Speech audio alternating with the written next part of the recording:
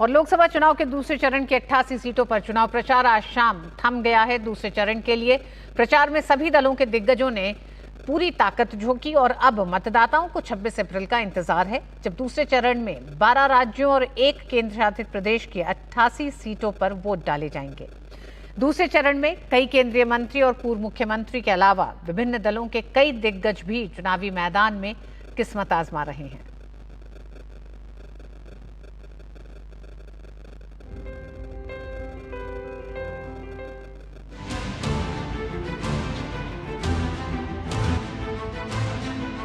लोकसभा चुनाव के दूसरे चरण की 88 सीटों के लिए प्रचार का शोर थम गया। एनडीए की तरफ से प्रधानमंत्री नरेंद्र मोदी, भाजपा अध्यक्ष जेपी नड्डा, अमित शाह, राजनाथ सिंह और नीतीश कुमार जैसे दिग्गजों ने इस चरण के लिए चुनाव प्रचार में पूरी ताकत झोंक दी। तो वहीं कांग्रेस अध्यक्ष मल्लिकार्जुन खड़गे, राहुल गांधी, प्रियंका गांधी, अखिलेश यादव, तेजस्वी यादव, ममता बनर्जी और मायावती जैसे विपक्षी दलों के नेता भी चुनाव प्रचार में दम भरते दिखे। सभी दलों के उम्मीदवारों ने जनसभाओं, रोड शो के साथ साथ घर घर जाकर जनसंपर्क अभियान के जरिए मतदाताओं को लुभाने की कोशिश की। कुल मिलाकर आप देखेंगे कि ये दूसरे चरण का चुनाव जो है वो उत्तर से दक्षिण और पूरब से पश्चिम संपूर्ण भारत के राज्यों को इसमें समाहित किए हुए है। दूसरे चरण में ये लग रहा है कि ये चुनाव फिर से जो है उसी तरह आलोड़न और प्रखरता का चुनाव हो गया है। प्रधानमंत्री नरेंद्र मोदी ने जैसे ही कांग्रेस के संपत्ति सर्वे और उसके पुनर्वितरण का मुद्दा उठाया, उसके बाद से संपूर्ण देश में इस पर बहस छिड़ गई। कांग्रेस पार्टी को सामने आना पड़ा है, अलग अलग तरीके से वो प्रधानमंत्री की आलोचना कर रहे हैं, बयान दे रहे हैं। उसके बाद जो दूसरा मुद्दा आ गया है कि क्या कांग्रेस पार्टी पिछड़ी जाति, दलित और अनुसूचित जनजाति के कोटे से लेकर मुसलमानों को आरक्षण देना चाहती हैं, क्योंकि आप 50% की सीमा क्यों खत्म करना चाहते हैं? इसमें ध्रुवीकरण भी होगा और जिस तरह से हम लोग आजकल भाषण में सुन रहे हैं कि किस्म किस्म की बातें हो रही हैं, कुछ चीज़ों पे हो सकता है कुछ लोगों को आपत्ति भी हो, इस तरह की बातें भी आ रही हैं, लेकिन इसमें ध्रुवीकरण भी है। काफ़ी हिंदू मुसलमान की बात भी हो रही है और दोनों तरफ से हो रही है। और मुझे लगता है कि जब ये मुद्दे हावी होंगे तो उसका असर मतदाता पे कहीं ना कहीं दिखेगा। लेकिन कुछ रिसर्च ये भी कहती हैं कि जो मतदाता है वो उसको किसको वोट करना है वो पहले ही तय कर लेता है, चुनाव शुरू होने तक तय कर लेता है। वहीं दूसरे चरण में जिन राज्यों और केंद्र शासित प्रदेशों की 88 सीटों पर 26 अप्रैल को वोट डाले जाने हैं, उनमें असम की 5 सीटें, बिहार की 5 सीटें, छत्तीसगढ़ की 3 सीटें, कर्नाटक की 14 सीटें शामिल हैं। इसके अलावा केरल की सभी 20 सीटें, मध्य प्रदेश की 6 सीटें, महाराष्ट्र की 8 सीटें, मणिपुर की 1 सीट, त्रिपुरा की 1 सीट, जम्मू कश्मीर की 1 सीट, राजस्थान की 13 सीट, उत्तर प्रदेश की 8 सीट, पश्चिम बंगाल की 3 सीट शामिल हैं। दूसरे चरण की 88 सीटों के लिए कुल 1210 उम्मीदवार मैदान में हैं। दूसरे चरण के चुनाव में कुल 10,40,13,791 मतदाता अपने मताधिकार का उपयोग करेंगे। दूसरे चरण में कई केंद्रीय मंत्री और पूर्व मुख्यमंत्री भी चुनाव मैदान में किस्मत आजमा रहे हैं, जिनमें कांग्रेस नेता राहुल गांधी, लोकसभा अध्यक्ष ओम बिरला, केंद्रीय मंत्री गजेंद्र सिंह शेखावत, पूर्व मुख्यमंत्री भूपेश बघेल, हेमा मालिनी, अरुण गोविल, शशि थरूर और राजीव चंद्रशेखर जैसे नाम शामिल हैं, जिनकी किस्मत दूसरे चरण के मतदान के साथ ही ईवीएम में बंद हो जाएगी। दूसरे चरण में कुछ सीटों पर सभी की निगाहें रहेंगी। लोकसभा चुनाव में बिहार की पूर्णिया सीट न सिर्फ राज्य की सबसे हॉट सीट बन चुकी है, बल्कि दिल्ली तक की निगाहें भी पूर्णिया पर टिकी हैं। एनडीए उम्मीदवार और स्थानीय जेडीयू सांसद संतोष कुशवाहा का सीधा निर्दलीय उम्मीदवार पूर्व सांसद एवं सीमांचल के वरिष्ठ नेता पप्पू यादव और बिहार सरकार के पूर्व मंत्री इंडी गठबंधन की उम्मीदवार बीमा भारती से होगा। वहीं केरल की वायनाड सीट पर इंडी गठबंधन के मुख्य विपक्षी नेता राहुल गांधी का सीधा मुकाबला केरल में बीजेपी के प्रदेश अध्यक्ष के सुरेंद्रन से होगा। सबसे दिलचस्प बात यह है कि इंडी गठबंधन के घटक दल सीपीआई ने भी इसी सीट पर अपने उम्मीदवार को चुनावी मैदान में उतारा है। केरल की एक और सीट तिरुवनंतपुरम पर भी सबकी नजर होगी।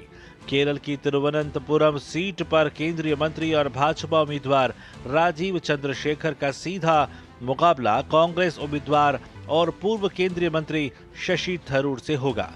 राजस्थान की जोधपुर सीट पर सबकी निगाहें बनी हुई हैं। राजस्थान की जोधपुर सीट पर बीजेपी उम्मीदवार और केंद्रीय मंत्री गजेंद्र सिंह शेखावत का मुकाबला राजस्थान के प्रदेश कांग्रेस कमेटी के महासचिव करण सिंह उचियारड़ा से है। इस बार आम चुनाव कुल 7 चरणों में हो रहे हैं। आखिरी चरण का मुकाबला 1 जून को होगा, लेकिन जनता किसको अपना जनादेश देगी ये तो 4 जून को ही पता लग पाएगा। जनादेश डेस्क, डीडी न्यूज।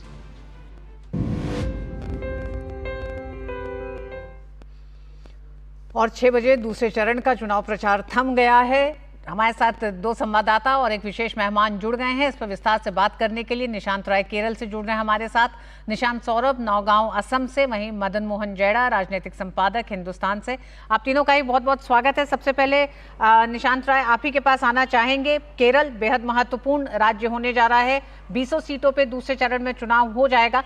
अभी तक के अगर हम आपसे पूछे कि किस तरह से पूरे चुनाव प्रचार में उम्मीदवारी को लेकर एक बेहद दिलचस्प मुकाबले केरल से इस बार देखने को मिलेंगे। कई ऐसी सीटें हैं, चाहे वो वायनाड हो या फिर तिरुवनंतपुरम हो, लेकिन पहले प्रचार में वो कौन से मुद्दे हावी रहे उस पर चर्चा करेंगे।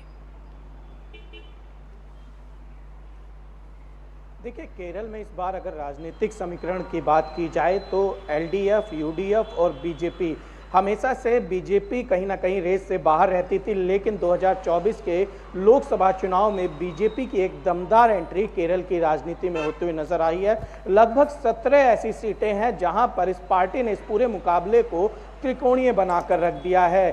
पिछली बार की बात करें 2019 की, तो यूडीएफ को बड़ी बढ़त थी, 19 सीटें जीती थी, एलडीएफ ने 1 सीट जीती थी और बीजेपी पिछली बार 15% मतों के साथ रही थी। लेकिन इस बार अगर बात करें तो प्रधानमंत्री नरेंद्र मोदी ने जिस तरीके से दक्षिण भारत को फोकस किया है, लगातार रैलियां की हैं और यहाँ पर भी केरल में भी बात की जाए तो प्रधानमंत्री आए हैं, उसका असर देखने को मिल रहा है। केरल के मुद्दों की बात रही तो देश का सबसे ज़्यादा साक्षर प्रदेश है ये, यहाँ पर सबसे ज़्यादा डेवलपमेंट की अगर बात की जाए तो वो नज़र आ रहा है। इसके अलावा बात की जाए तो आम लोग अपने जनजीवन में कितना बदलाव हुए हैं इस आधार पर वोट देने जा रहे हैं। इसके अलावा अगर बात की जाए तो 2019 में जिस तरीके से यूडीएफ ने 47% वोट हासिल किए थे और एलडीएफ ने 33% वोट हासिल किए थे, तो ये समीकरण पूरा बदलता हुआ नजर आएगा। वायनाड से राहुल गांधी के लड़ने का ये असर हुआ था, लेकिन इस बार जो लड़ाई है वो टफ हो चुकी है। वायनाड में बीजेपी ने जहां अपने स्टेट प्रेसिडेंट को राहुल गांधी के सामने उतारा है, तो त्रिवेंद्रम में जहां पर हम मौजूद हैं, यहां पर राजीव चंद्रशेखर जो केंद्रीय मंत्री हैं, वो भी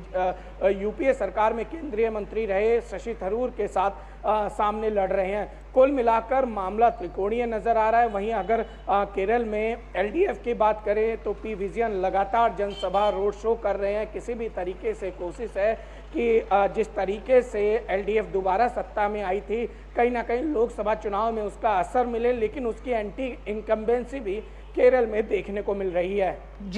जी निशांत, आपने जिस तरह से महत्वपूर्ण जानकारियां दी हैं कि 17 सीट अब केरल में ऐसी हैं, 2024 की हम बात कर रहे हैं, 24 के लोकसभा चुनाव में केरल की 20 सीटों में से 17 सीटों पर अगर त्रिकोणीय मुकाबला दिखाई दे रहा है तो ये भारतीय जनता पार्टी के लिए भी, क्योंकि वो तीसरी पार्टी इसमें त्रिकोणीय मुकाबले में मानी जाएगी, तो उसके लिए किस तरह से ये क्या संकेत देते हैं, इस पर भी विश्लेषण करेंगे। हमारे साथ वरिष्ठ पत्रकार भी मौजूद हैं, लेकिन वक्त एक छोटे से ब्रेक का है। आप तीनों ही हमारे साथ बने रहें। एक छोटे से ब्रेक से हम वापस आते हैं, फिर आपसे चर्चा आगे बढ़ाते हैं। आधे बाउल दही में 4 चम्मच MDH चटनी पुदीना मसाला डाला, स्टर करो, पुदीना चटनी तैयार। MDH चटनी पुदीना मसाला।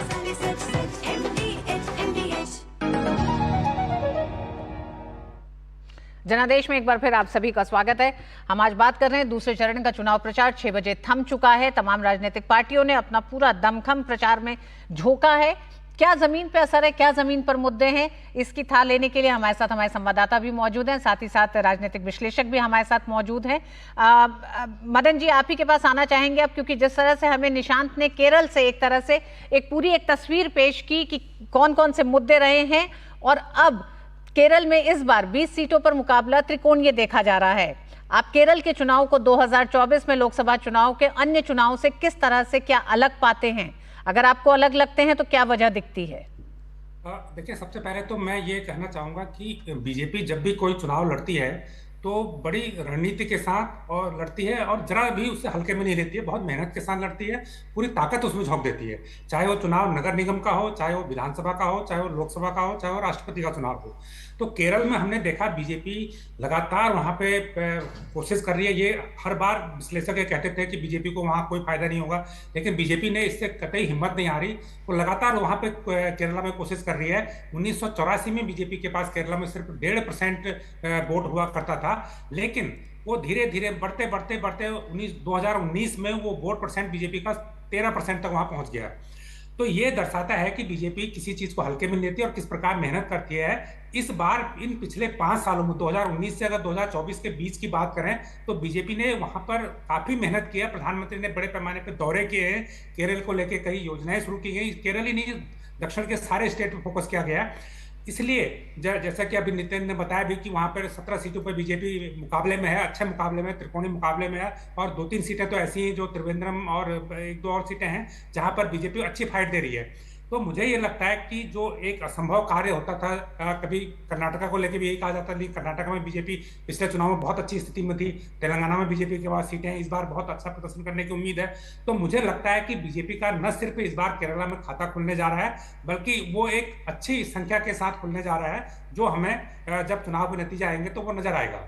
मदन मोहन जी, हमने हमेशा देखा केरल में विधानसभा चुनाव में एक टर्म एलडीएफ को, दूसरा टर्म यूडीएफ को, इस तरह से केरल की विधानसभा की राजनीति रही है। लेकिन क्या आपको लगता है कि 2024 के लोकसभा चुनाव में जिस वायनाड सीट को राहुल गांधी ने एक तरह से अपनी साख को बचाने के लिए इस्तेमाल किया था, वहां पर अब वाम दलों ने भी किसी तरह का समझौता नहीं करा, कोई रियायत नहीं बरती है, और कांग्रेस के लिए एक और बड़ी चुनौती दे दी है वायनाड से एनी राजा को उतार कर। तो ये भी क्या कहीं आपको मतभेद, अंतर्विरोध क्या दिखता है इसमें?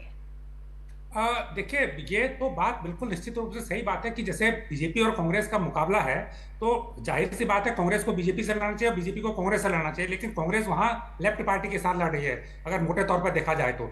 दूसरी तरफ लेफ्ट एक इंडिया गठबंधन का हिस्सेदार भी है, लेकिन वहां पर कोई समझौता नहीं हो पाया। ये दर्शाता है कि इंडिया गठबंधन के भीतर कितना अंतर्विरोध है।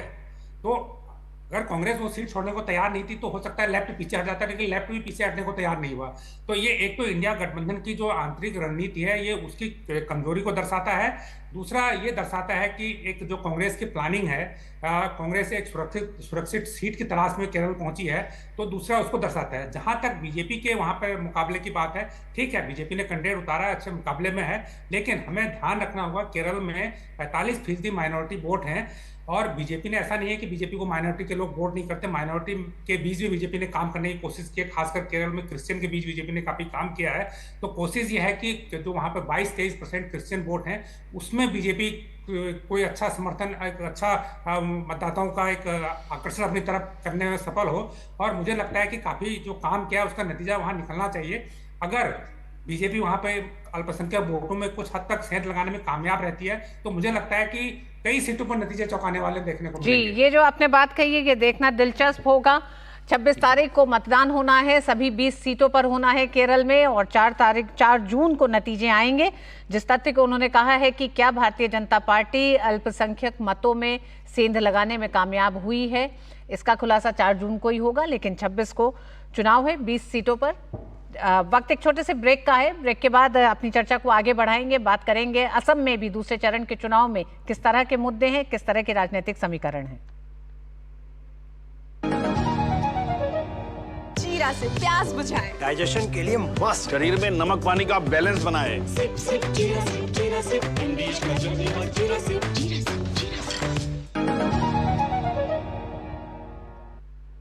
एक बार फिर आप सभी का स्वागत है जनादेश में। जनादेश में सीधे हम रुख करेंगे अपने साथी संवाददाता निशांत सौरभ का, जो इस समय असम में मौजूद हैं। निशांत, दूसरे चरण के चुनाव के लिए किस तरह से मुद्दे, या फिर यूं कहें कि इन सीटों पर मुकाबलों को कैसा आप देखते हैं? जी देखिए रितु, पहले चरण में असम की 5 सीटों पर मतदान हो चुका है, दूसरे चरण में 5 सीटों पर मतदान होना है। इनमें से 4 सीटों पर पिछले चुनाव में बीजेपी के उम्मीदवार जीते थे, यानी बीजेपी के सांसद हैं। एक सीट नौगांव, जहां पर हम इस वक्त खड़े हैं, वहाँ पर प्रद्युत बरगोहाइन जो है बरदोलई वो यहाँ पर चुनाव जीते थे। तो कांग्रेस की 1 सीट है और 4 सीट बीजेपी की है। तो इस बार की जो लड़ाई है ये काफ़ी दिलचस्प है, क्योंकि ये जो नौगांव सीट है वहाँ पर 1999 के बाद से लगातार बीजेपी जीतती आई थी, लेकिन पिछले चुनाव में कांग्रेस के कैंडिडेट जीत गए थे, क्योंकि AIUDF यानी all India United democratic front ने यहाँ से अपना कैंडिडेट खड़ा नहीं किया था। इस बार AIUDF का कैंडिडेट भी यहाँ पर खड़ा है, जिस वजह से कांग्रेस के लिए यहाँ पर मुश्किल हो सकती है और कांग्रेस के लिए ये सीट जीतना मुश्किल हो सकता है।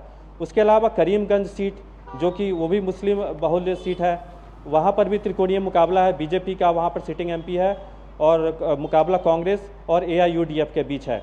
तो कांग्रेस के लिए अपनी ये सीट बचा पाना मुश्किल है, और कांग्रेस के लिए मुश्किलें और भी है। एक तो AIUDF की चुनौती तो है ही, उसके अलावा कांग्रेस की अंदरूनी चुनौती भी है, क्योंकि 2021 का जो विधानसभा चुनाव हुआ था उसमें कांग्रेस के 29 विधायक चुने गए थे, उनमें से 6 विधायक पार्टी छोड़ चुके हैं। अब केवल 23 विधायक कांग्रेस के साथ बचे हैं। कांग्रेस के जो वर्किंग प्रेसिडेंट थे असम प्रदेश के राणा गोस्वामी वो पार्टी छोड़ चुके हैं। कई पूर्व सांसद मंत्री पार्टी छोड़ चुके हैं। तो कांग्रेस के अंदर का जो आपसी घमासान है वो थमने का नाम नहीं ले रहा है, और काफ़ी लोग पार्टी छोड़कर बीजेपी में शामिल हो रहे हैं। और असम के मुख्यमंत्री हेमंत बिस्वा शर्मा ने भी कुछ दिन पहले कहा था कि अगर कांग्रेस पार्टी से इस तरह नेता छोड़कर जाते रहे तो अगले विधानसभा चुनाव तक हो सकता है कांग्रेस पार्टी ही डिसअपियर ना हो जाए असम में। तो ये चुनौती है। अगर मुद्दों की बात करें तो जो सिटीजनशिप अमेंडमेंट एक्ट है वो तो है ही, उसके अलावा यूनिफॉर्म सिविल कोड का भी मुद्दा है। असम के मुख्यमंत्री ने साफ तौर पर कहा है कि उत्तराखंड और गुजरात के बाद असम की बारी है, तीसरा प्रदेश होगा जहां पर UCC को लागू किया जाएगा। पहले ही असम की कैबिनेट ने जो मुस्लिम विवाह और तलाक पंजीकरण अधिनियम जो है उसको रद्द कर दिया है कैबिनेट ने।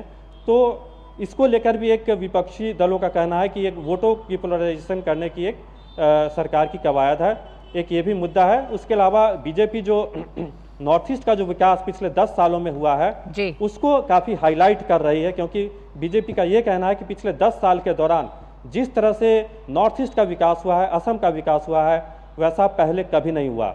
और नॉर्थ ईस्ट जिसको कि एबेंडेंट रीजन से उसको एबेंडेंट यानी कि पहले उसको छोड़ दिया गया था और अब वो एबेंडेंट रीजन हो गया है। यहाँ पर संसाधनों की काफ़ी प्रचुरता है और काफ़ी तेज़ी से यहाँ पर इंफ्रास्ट्रक्चर का विकास हो रहा है। और नॉर्थ ईस्ट को पूरे गेटवे टू द ईस्ट यानी पूर्व का प्रदेश द्वार बना दिया गया है। इंफ्रास्ट्रक्चर के अलावा अगर एजुकेशन की बात करें तो असम में 14,000 करोड़ से अधिक हायर एजुकेशन पे इन्वेस्ट किया जा चुका है पिछले 10 साल के दौरान। बिल्कुल निशांत, असम का बड़ा मुद्दा अगर हम बात करें और असम में जो विकास हुआ है जी, असम का विकास का मुद्दा सबसे बड़ा है। हालांकि राजनीतिक पार्टियां जिस तरह से निशांत बता रहे थे मोहन जी कि 2 बड़े मसले और हैं, CAA है, यूनिफॉर्म सिविल कोड भी है। तो कौन सा मसला ज्यादा भारी पड़ता असम के पूरे विकास? अगर 10 साल में हम देखें तो पूर्वोत्तर में जो परिवर्तन है उसको आंकते हुए आप किस तरह से असम की इन 7 सीटों पे दूसरे चरण के चुनाव को देख रहे हैं? वो एक तो नॉर्थ ईस्ट के विकास को लेकर पिछले 10 सालों में जो काम हुआ है तो वो एक बड़ा इशू है जिसको जनता के बीच समझाने में, जनता के वोट को लेने में वो बड़ा महत्वपूर्ण भूमिका निभाता है। मुद्दे तो ऐसे बहुत होते हैं, जैसे CAA को लेके एक बार हमने देखा था 2019 से पहले वहाँ विरोध हुआ था, लेकिन इस बार जब CAA लागू हुआ तो असम में उसका कहीं कोई विरोध ऐसा नहीं देखा गया।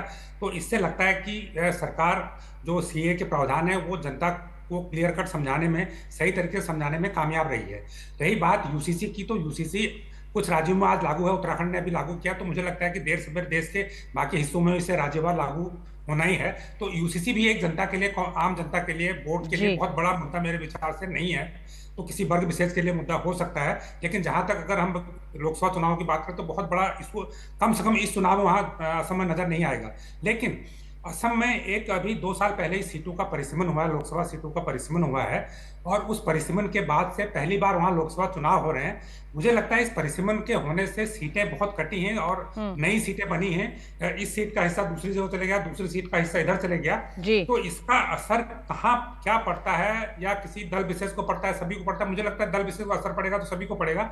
ये एक चैलेंज है, लेकिन ये चैलेंज किसी एक दल के लिए नहीं, करीब करीब सभी दलों के लिए है, क्योंकि सबकी सीटें विभाजित हुई, कई के नाम भी चेंज हुए, किसी के एरिया भी बदले। बिल्कुल बिल्कुल बिल्कुल मोहन जी, ये चरण दोनों ही सभी दलों के लिए बेहद चुनौतीपूर्ण है। निशांत सौरभ आपका भी बहुत बहुत धन्यवाद असम से हमारे साथ नौगांव से जुड़ने के लिए। निशांत राय आपका भी केरल तिरुवनंतपुरम से हमारे साथ जुड़ने के लिए बहुत धन्यवाद। मोहन जी आप हमारे साथ बने रहिएगा, वक्त एक छोटे से ब्रेक का है। ब्रेक के बाद लौटेंगे तो और चर्चा होगी दिन भर के चुनाव प्रचार पर भी और आने वाले चरणों को लेकर भी।